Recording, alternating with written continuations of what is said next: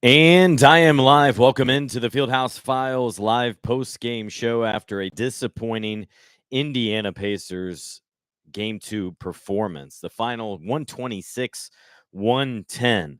And there's a lot of different ways you can go with this, from Halliburton's injury to Siakam's good play, but taken out with 9:25 left to go, conceding early a little bit. Uh, that's not what Rick Carlisle said he did. On top of that, you had a big-time game from Jaylen Brown. You saw a tougher team in the Celtics, and after a first quarter, a 20-0 run for the Boston Celtics completely changed this game. Pacers got to within 4 in the third quarter. Then it ballooned up to 20 in the fourth, and that was all she wrote here as the Boston Celtics take a 2-0 lead in the best-of-7 series. So, like the last series against the New York Knicks, the home team did exactly what they had to do, what they're supposed to do, and that's win the first two games. They held their own at their home court. Celtics improving to 10-2 in the postseason. The Pacers had been 4-1 in the playoffs after a loss, but unsuccessful in this one. We're down double digits for most of the second and third quarters. They allowed over 32 points in the second, in the third, and in the fourth quarter. That's why this one, other than injuries, which I will get to here in just a second, because that obviously becomes the top story with Tyrese Halliburton. The biggest thing in this one was the defense. It lacked for the Pacers. It resembled more pre-December 19th defense, where they conceded a lot inside the paint, where they gave up too many layups, where Rick Carlisle's having to burn 3 timeouts in the second quarter. You don't see that often, and it shouldn't be necessary. He used one like a minute 21 into the second quarter, then had to use a couple more, as it was just a troubling second quarter. And still, they were only down by 6 points at the break. That was in large part, no, that was entirely due to Pascal Siakam scoring 12 of their final 14, including 10 in a row to end the half. Just a big-time performance from him, but he got no help. He finished with 28 points in 31 minutes. I would have, first of all, liked to see him play more minutes. He could have absolutely gone 40 minutes. That was one area I wanted to see more of, even in a 10-point or 13-point game, with 7 minutes left. Let's see it. How about Doug McDermott playing the entire fourth quarter, but yet Miles Turner or Aaron Nesmith doesn't see the court in the fourth quarter? I thought you saw the attitude and disposition from the Celtics in the third, trying to grab hold of the game, have a double-digit lead, and keep it. And I say that because you saw Jaylen Brown, who finished with 40 points, and Jason Tatum, who had kind of an off night and yet scored 23. They played the entire third quarter. Drew Holiday played about 10 minutes in that third. Now, let's go to Tyrese Halliburton's injury and what we saw and what we didn't see, and then I'll start getting to some of the questions here on my live post-game show. Again, I appreciate everyone for joining in here, and if you join in late or want to re-watch it or re-listen to it, you can watch a replay or listen to it on the Fieldhouse Files podcast. So Tyrese, first of all, let's go back to halftime, where he complained of chest pains. According to Rick Carlisle, took a bump in that first half from Jaylen Brown and went to the medical room at halftime. I saw a couple of my fellow reporters, Joe in Cleveland and Chris Mannix, both report there that Tyrese Halliburton was getting that chest looked at halftime. So he came back after complaining of that pain. And then sometime, there wasn't an obvious point where he re-aggravated that left hamstring. The ESPN broadcast showed a point where he kind of, landed awkwardly on it, I guess, a little bit, or shuffled it wrong with about 6 minutes left in the third quarter. He still played another, I think, 3 minutes-ish before heading out. No obvious exit either. He was subbed out of the game. The TV broadcast went to commercial. He went it back to the locker room, and we finally got an update from the team in the fourth quarter that it was left hamstring soreness and re-aggravation of that left hamstring strain. Again, this goes back to what I've said all along since January. These hamstring injuries do not go away. That it was inevitable for it to reappear, especially the schedule and the timing and what everything was going on. And quite frankly, maybe this is what impacted what Rick Carlisle did in the fourth quarter. Basically, throwing in the towel after he pulled Pascal Siakam down 17 with 9:25 to go, had the bench basically finish the game. Here's why I say that.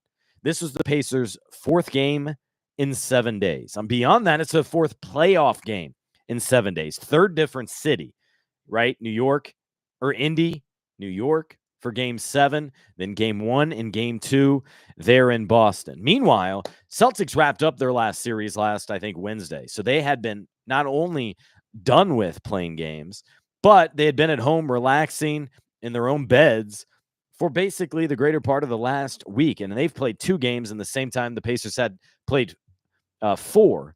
And you got to think back to those last 2 games in the previous series. Those were 2 must-win games. Those were closeout games for the Knicks, and the Pacers overcame it. So it takes a lot of energy and willpower and focus to overcome it. And then what happened in game 1, just a dagger to the heart, self-inflicted, to be clear. But you got to wonder if Rick didn't say it, but if his thinking was, hey, we are worn out, we are dragging from our last schedule. But still, that is making excuses, but I'm just trying to talk through with you guys maybe what was going on with the Pacers bench there. Halliburton was in the back. We didn't see him back on the bench. He appeared to be back there with associate head athletic trainer Carl Eaton, getting it looked at, getting it worked on, and then apparently walked out of the TD Garden to the team bus limping. So that is not a great sign for the Pacers. They are not going to win this series without a healthy-ish Tyrese Halliburton. He's not 100%, probably wasn't 90%. Not ironic, the coincidental thing here is yesterday after the team kind of meeting and film session, basically Tyrese said he was feeling comfortable. He was feeling good. The back was no longer an issue. Remember, that back had him on the injury report for, I think, 8 straight playoff games. But what we do know in health, and what I've learned in covering the Pacers and NBA players for so many years, is one thing leads to the next. And so often, a back leads to a hamstring, leads to an ankle injury. And what has Tyrese had in this entire last few months? His back has bothered him, starting with the beginning of the year, and that has always kind of bothered him, just what to the extent. Secondly, then he had that left hamstring strain, rushed back originally, I think after 2 weeks, no, less than 2 weeks. I think it was 13 days to play in Portland, to play with Pascal Siakam in his debut with the Pacers. They lost. He didn't feel good. That was admittedly a setback, Tyrese said. Then he sat out a little bit longer, returned on January 30th against these Boston Celtics, and did not miss another game the rest of the season. He had a 4-game buffer in order to still qualify for the NBA's 65-game rule, which would keep his eligibility for the All-NBA, which, congratulations to him. He did earn, and he did get the votes necessary to be All-NBA, and more than that, that's big for his wallet. That's worth $41 million. But we're not going to focus on that tonight. Let's talk about this injury. Basically, I'm trying to say they're all probably connected here. One thing leads to the next. And secondly, when you don't take the proper time, because he didn't have the proper time, especially when trying to qualify for this, things are going to be re-aggravated. And he had a shortened offseason, if you remember, as well, right? Because he played with Team USA in the fall, going to the World Cup, had about 2 weeks off, I think, going to training camp, and then got right back to it. All right. I will answer your questions on Tyrese Halliburton. We don't know much more outside of a re-aggravation of this left hamstring strain. I'm sure he'll get an MRI on Friday in Indianapolis. They're obviously coming back tonight, and be prepared for games 3 on Saturday, game 4 on Monday, as we hit Memorial Day weekend, a mega one here in Indianapolis because of the Indianapolis 500. Again, the final 126-110. And the Pacers now trail 2-0 in this best-of-7 series. Now I want to get to some of the questions here on the YouTube comments. Appreciate everyone joining me here late. And wherever you may be, if you're coming across the country or across the globe, let me know in the comments. I would love to know if you're kind of outside Indiana or the Midwest. I'm going to need a stiff drink after that one, says Romy Gnome. Only got beat like we stole something. Pacers definitely lost game one. That one's on them. But Celtics played harder, played tougher, and was able to get inside the lane without restriction, without much resistance in this one. That's what was so damning about this Pacers performance. You can talk about the dry spell in the second quarter, that 20-0 run by the Celtics. To me, the most concerning part were the frequent layups. That's in large part why Carlisle had to burn so many timeouts in the first half. I think 4 in all. It was because basically after 2 straight layups, he sees enough and wants to take time out. This was as predictable as the sun rising in the east after snatching defeat from the jaws of victory. That was like 3 cliches right there, Derby. I don't know anyone who predicted a Game 2 victory. I disagree. I think a lot of Pacer fans, kind of that I felt kind of had the understanding of, hey, look, Pacers have a lot of confidence. They have a lot of belief in themselves. They're going to want to respond well after basically coughing up a game 1 performance. And we saw how they did that, against Milwaukee. They tore it up and looked awful against the Bucks, then responded and got that win. So I think a lot of people to that point expected them to certainly play a better game, certainly compete, not get blown out as they did, trailing by, 13 plus points for the majority of the game after that second quarter, middle of the second quarter. What's up, PJs? He says, I think Indiana could have gone down to the wire again had Tyrese stayed healthy. They didn't have so many guys no-show in the first half. Lucky it was as close as it ended up being. Yeah, you needed more from everyone outside Siakam. Quietly, Nembhard had 16 points, made 50% of his shots, had 5 assists, just 1 turnover. Turner had 4 turnovers. I thought it was odd, though. Siakam taken out with 9:25 to go. Nesmith battled foul trouble, but he finished with 4. So he had 2 to give. Doesn't play in the fourth quarter. Miles Turner didn't play a great game, but the Pacers were getting torn up inside. They were outscored 54-34 in the paint, and they don't go to Miles Turner in the fourth quarter as well. Let's go to the minutes in the fourth quarter. They were only down 17 with 9 minutes left. You could cut that down to like 8 with like 6 minutes left. And if it's still a 15-point game with 5 minutes left, believe me, I'm one of the first ones to say, wave the white flag, get to the next game. It just felt like it was cut off 4 minutes too early. It felt like you throw Siakam out there, you throw Nesmith, you throw Turner, see if TJ McConnell at point guard can drum up some energy and some interest and a burst here. And if not, that's fine. You move on. Just weird to see them concede kind of so early. And I'm looking at the minutes here for the fourth quarter. How about Doug McDermott, all 12 minutes? Isaiah Jackson, 10 minutes. He was only taken out because he got in that battle with Sam Hauser. Ben Shepherd, 9 minutes for a rookie. Jarris Walker, 5 minutes. Kendall Brown plays 3. I'm good with the last 3. Let's be clear here. But let's start with the bigger issues was everything that transpired in the first 3 quarters. Jaylen Brown went off for 40 and scored so easily. You got to rethink some defensive matchups, but more than anything, I thought the Celtics did a great job of hunting mismatch. They were, and that's specifically with Tyrese Halliburton, not a good defender.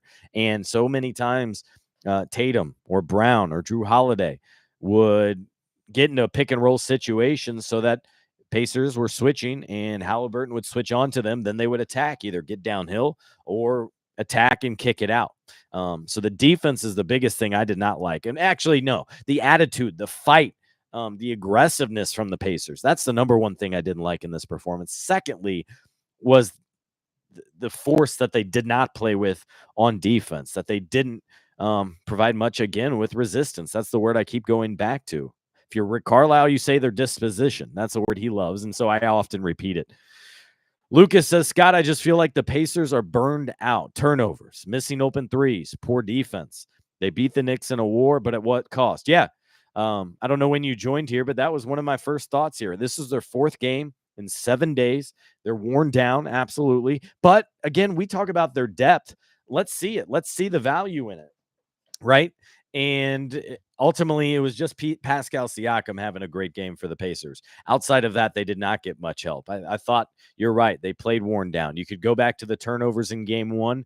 A lot of that may be mental mistakes and physical fatigue as well. But I also want to hesitate. These are the biggest games that all but Siakam on the Pacers basically has played. I'm throwing out Nesmith being on the end of the bench with the Celtics when they reach the finals.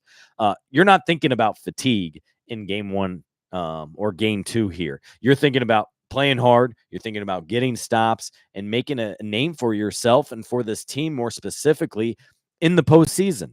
This is when it matters most. You got friends and family watching nationally. There's no excuse for them not able to watch. And the whole NBA world is watching as well. This is the only game going on tonight.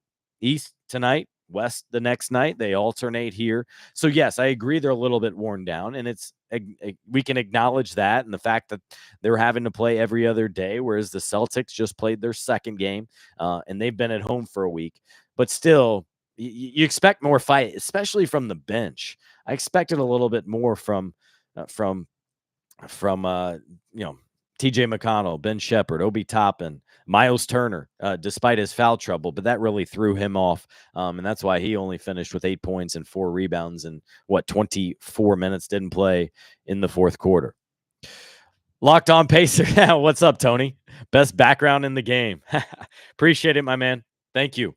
Yeah, I got this background during the pandemic, 2020, and it stuck with me. So I enjoy doing that and enjoy doing these and enjoy talking to all of you. Tony does a great job as well with his work, but so much to talk about in this Pacers post-game show.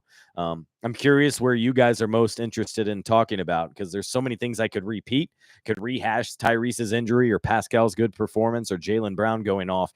Let me know if you have specific questions or comments from this loss as they fall behind 2-0. No, I don't believe the series is over. I did kind of think it was Celtics in 5, maybe 6 more realistically. And that's probably where I still believe it's at. However, much like the Knicks, once they lost Mitchell Robinson and when they lost OG Anunoby basically for the rest of the series, the thoughts on the series changed. That's the problem I have, though, after the Pacers social and players got obsessed with saying, hey, none of the ESPN writers picked us. Well, yeah, that's because with a healthier Knicks team, they were the 2 seed. Of course, that team was favored, but circumstances change, so thoughts change. So if Tyrese can't go in game 3 or game 4, or he's done for the series, like that is huge. Now, if I remember right, talking with head athletic trainer, I can't think of his name, late night in street clothes. Jeff Stotts, who I had on the podcast to talk about Tyrese Halliburton's injury. I think he said a grade 1 strain normally keeps you out at least a week, usually at least a couple. I want to say he said 8 days. Well, if that's the case, that is not good for the Pacers. Now, if it's just soreness and there was no fibers that really tore and nothing significant, maybe he fights through it. But again, so much of what Tyrese does depends on it, right? The speed, the pace, his quick maneuverability, his step back, sidestep 3-pointer. And what's sad for him is I thought game 1 was the best he had looked since the injury, all the way back in January 8th when he suffered it against the Boston Celtics. I thought that was the most comfortable he had looked, advancing it up the floor. He was doing those side steps today, even early in the game. He was getting into his spots in the mid-range and taking advantage of those because those were more open. But something happened. We don't know specifically what. I don't think he talked post-game. And so here we are in a difficult situation for this Indiana Pacers team. If you're out your leader, if you're out your top assist man, you're out one of your top scorers, then things are looking bleak for the Pacers the rest of the way. 126-110, the final in this game 2 loss. MK Sinks, what's up, my friend? I've lost count of how many of these live streams I've done. What are we on now? 13, maybe 15? You've made them all, so I appreciate that. Starting to wonder, he says, that the Pacers' pace of play through the playoffs is catching up with them. I don't think that's it. I think, what did I talk about? It was their attitude, their lack of fight, and their defense. It was not that shots weren't falling or even turnovers, though they did turn it over 16 times. Game 1, maybe some mental fatigue, I guess. Playing their third game in, 5 nights in 3 different cities. I think we should make a point to understand that, empathize with that, but not make excuses here. This is their job. They can spend all day yesterday. They didn't practice. at least the guys that regularly play. They have all day to spend on their bodies. We know they're not 100%. Nobody is at this time of year. So we can acknowledge that while also not making excuses. I think it's important because, I mean, the Celtics going through quite the same thing. Again, the Pacers, I guess, did play one more game than everybody, as did the Lakers by going to the in-season tournament championship game. And the Pacers made it more difficult on themselves than they needed to by having to win several games to close out the season to secure a spot in the playoffs and not a play-in spot. So I guess that was not advantageous either. So I think we understand that. Lucas says this is a good idea for Tyrese to go to Paris this summer if the injury keeps lingering. No, obviously not. But what I will say is when the season is over, which could be as soon as the end of next week, he would have a month before training camps get started. Now, not a doctor, so I don't know if that's enough time. I think realistically, you'd like for him to take 6 weeks to 2 months mostly off, especially if that left hamstring is re-aggravated and continues to linger, because those do not go away. You simply need rest and a little bit of treatment on those. But I don't want to get too ahead of ourselves. Let's see what the result is. Let's see how he looks if he does return. And then let's see how he feels in another month at the end of June. If he's not feeling much better, then no, he absolutely shouldn't. He owes it to the Pacers, where his maximum contract, super max contract beyond that, after hitting the All-NBA bump last night with the vote, that's another $41 million. So he is going to earn $245 million. So if I'm Herb Simon and Steven Rails, the owners of the Pacers, you want him to look after his health more than you want that Team USA, because he's signed the richest contract in Pacers history by a mile. I think it's twice that of what Paul George signed back in 2014. I think that would have been. That's how much things change in 10 years. Shoma D's says, I thought the game was lost when Pascal was subbed out when they were down single digits. The lead ballooned up to double digits. And I completely agree. Yes, I totally agree. No need to make that substitution. Was it with like 3 minutes left? 4 minutes left? I forget. I thought I wrote it down here, but I totally agree with that point. They had just gone on this run. They had just gotten back in the game, and you sub Siakam out. I did not get the substitutions in this game. I hope to hear more from what Coach Carlisle, the thought behind a lot of that here coming up in the next 48 hours before the next game. But that's one thing I didn't understand. You continue with the guys that have it going. We saw that from the Knicks. Especially if you're able to hang with it and get this win, go back home to Indy, and it's 1-1. That is a substantial difference than if you go to Indy and are desperate to win both your games to be hanging on in this series. Lucas from Buffalo, nice. Welcome. Appreciate it. Second quarter with the Pacers not scoring for like 5 or 6 minutes. Boston got into their groove. That was the turning point. But I agree that at that point in the third quarter, they had gotten back to within 4 points, I believe, when some of those substitutions were made, that I felt comfortable that they had gotten back. There was still more than a half of action left. Now, that second quarter was brutal and entirely costly for the Pacers after they had led after the end of one. They were up by 5, then a 3-pointer. Then that became a 20-0 run for the Celtics. Let me tell you, I don't know what the odds say. I don't know what the analytics say, but you give up 20 unanswered points, you're probably not going to win that game. Derby only down 14 with 6:24 to go. Don't understand Carlisle why he threw in the towel so early. Yeah. No, I agree, Derby. Let's go back to my quick box score here. You're right. What is it? It was down to even 14 with 3 minutes left. But even before that, yeah, I see what you're saying. Toppin made a 3-pointer, 106-92 with 14 to make it a 14-point game.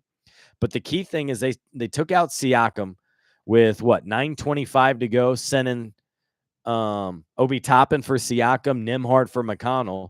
And then a short while later, several more subs came in. Jarris Walker from Nembhard.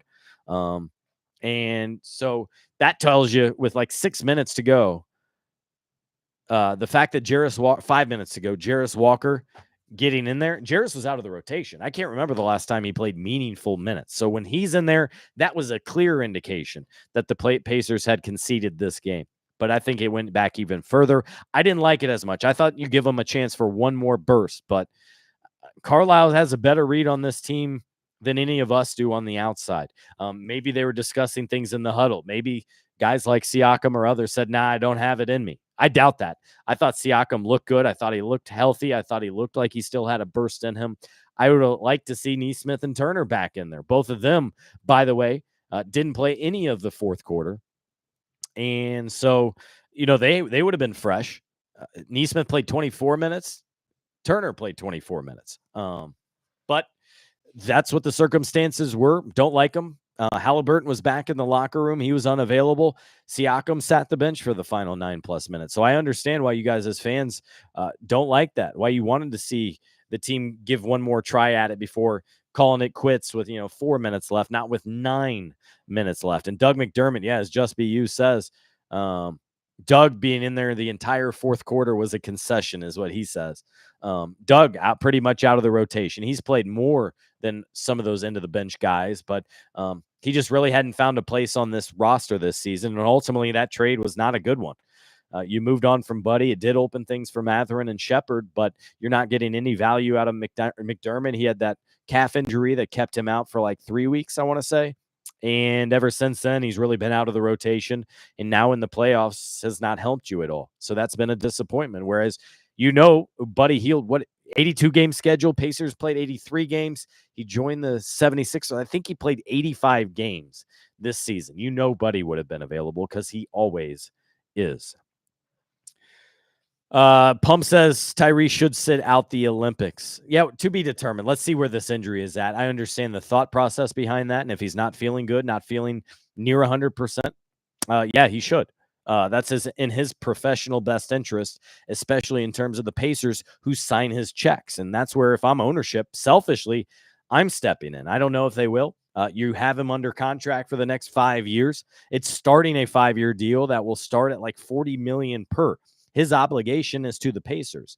It's not to USA Basketball. So that would be a conversation you get to. Now, if he's healthy, I'm all for him playing. That would be excellent. I would do the same thing. There's nothing better than going across, playing with these stars. Hey, think about it, fans, doing a little bit of recruiting, perhaps even while he's out there representing the team. The Olympic Games is on NBC, so you'd get that national exposure. More people would be learning about Halliburton, talking about the Pacers, even though I think right now at his bench role, I think he could get limited minutes as is, so maybe it's not that big a deal. I'm very curious who drops off the team. Like Embiid, not healthy. I'd be surprised if he's able to go. Kawhi, not healthy, doesn't finish the playoffs. I'd be surprised if he's able to go as well. What is this? Just Be You says Tyrese is on pace to play 16 months in a row. That's a good point. Yeah, with Team USA in the World Cup, then this full Pacer season, then Team USA again. That is a very difficult schedule. Yes, they're traveling first class. They're staying in the Four Seasons. They're getting chartered jets. They have massage therapists and physical therapists. They got 4 athletic trainers on the Pacers, but still, it is a grind. It is a toll. There's mental fatigue. He's just 24, so his body's going to respond better than most at 30 or 35. But yeah, those are absolutely a lot of concerns you got to have with. Scott, do you now you agree with me that I'm bad luck? How am I bad luck? Also, what's your real name? On here it says Jalen Brunson. It's clearly not Jalen. What is your real name and why am I bad luck? That's one thing I want to know. I think I'm actually good luck because since I covered the team at the very beginning, they reached back-to-back Eastern Conference Finals. You had that success. I think I'm the opposite of bad luck. When I worked with the Fever, I was the equipment manager the final year when they won the WNBA championship. Ever since then, they reached the finals once, have not won, and have not gotten back to the playoffs since 2016. So, Jalen, you got to inform me why I'm bad luck. I know you're having fun with it. No big deal, but got to give you some shit back too, right? 126-110, the final in this one. So it was a blowout. Celtics cover in this one for the gambling types listening on here. I think the Celtics were favored by 8.5 or 9 points, depending on what sports book you like. It was a 10-point spread in game one, which obviously the Pacers were able to cover there, considering the fact that they forced overtime in that one. That game was a tough one, just a 5-point loss. But again, the Pacers should have had that game, and they tossed it away. I thought Drew Holiday played solid once again, a double-double. Derek White, 23 points, 23 points for Tatum as well. But the star player was obviously Jaylen Brown. For the Pacers, it was Pascal Siakam, and he did not get much help otherwise. I miss the days where gambling was handled by criminals in secret rooms behind bars.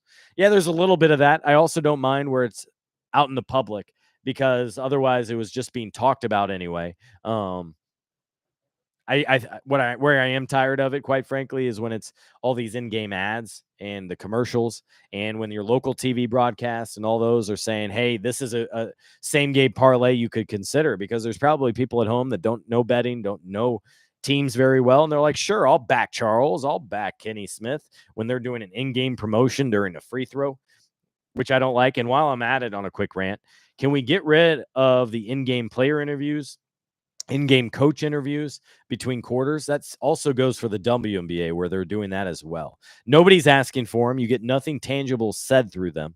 So I know they're looking for ways to innovate, to take advantage of that access, but that ain't it. I would be good with less of that. Anything else here before jumping off here? Probably keeping this a shorter post-game show because of a blowout. Pretty self-explanatory with Siakam's big game, with Brown's big game, Tyrese's injury, all that to be determined. And now the Pacers return home to Indy late Thursday night, Friday morning, trailing 2-0 in this best-of-7 series. Jalen says, don't get me wrong, I'm a Caitlin Clark fan, but Fever need a win. Do they? Obviously, it'd be nice, but also keep in mind, this is a growth year. This is a development year. This is the Pacers 2 years ago. And coming up right now, they're on a stretch of 3 games in 4 days. And on Saturday, they play the Aces to complete that stretch. That's the best team in the league. By that point, they will have played 8 games, and I think 7 of them have been against the top 3 teams. So let's not jump to any grand conclusions here. I was on like 5 different radio shows today, and I think all but one mentioned the Fever and asked about them and Caitlin. I understand the concern, but no red flags right now. I don't like how they have closed games, though. If you watched last night in their loss on the road at Seattle, very similar to how the Pacers lost. Failed to get a good inbound, failed to get a good shot off, unable to come back and complete the win. Jarris Walker starting with Tyrese potential. Huh? No. Just be you. You're wilding out there. Jarris is out of the rotation. I'd be stunned if he plays. Unless that's the adjustment to add some defense, potentially to add some length. I think starting would probably be Andrew Nembhard at the 1 and maybe Shepherd at the 2 is kind of the first adjustment I'm thinking. That's more of a defensive lineup. Nembhard could play the 1, which is what he prepared for to start this season. And then that plans change, and so he had to adapt as well. Wallace threw a bad pass. Hey, Derby was watching the game. Yeah, Christie threw a bad pass to Caitlin. Not in stride. It was a bad pass. Caitlin still could have gotten it, but fumbled it. That was just bad. And that was on the second inbounds pass. I don't understand the sideline out of bounds play where they were looking for a slip for Katie Lou. That pass was late, by the way. Caitlin should have been taking it out, and then they get it to Caitlin. You win or lose. Anyways, that's off topic a little bit. Let's finish up here with a little bit more Pacers playoff talk. MK says, I would love some different TV broadcasters in the series. It's been the same old biased commentary for much of it. You think it's still biased? I can understand some thinking a Knicks slant a little bit, but I don't think it's been really biased. I think what you've seen and what you will see always is the lean towards the bigger market, the better team, like the Lakers in previous years, or like the Celtics right now. The Knicks were the better team if healthy. And they're certainly the number 1 market in the States. So, of course, they're going to get more of a slant, more attention, because there's more eyeballs in New York watching. And ESPN is an analytic company.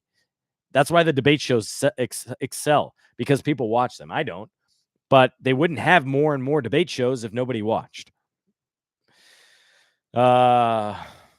Yeah, I know they take on the LA Sparks tomorrow. I'm talking about the Aces Fever game on Saturday, Jalen.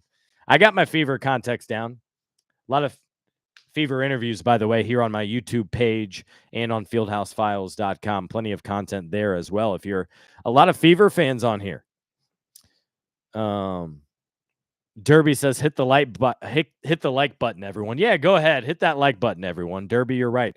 Let's get more interest in these. Let's get more people talking. I can tell the lack of numbers tonight, both because of a late night on a school night. You got Carb Day tomorrow here in Indianapolis. It's Memorial Day weekend.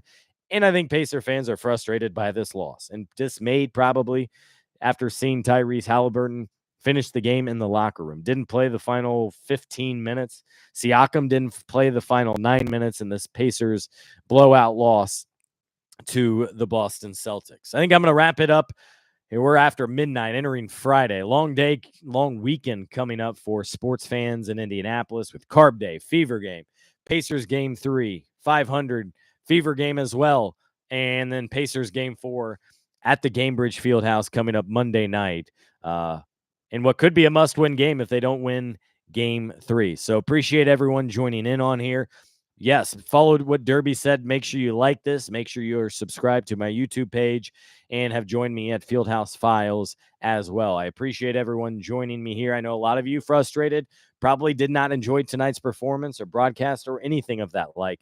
But I will have a lot more Pacers coverage for you coming starting Friday at fieldhousefiles.com. Thanks again for listening, and I will talk to you all again soon.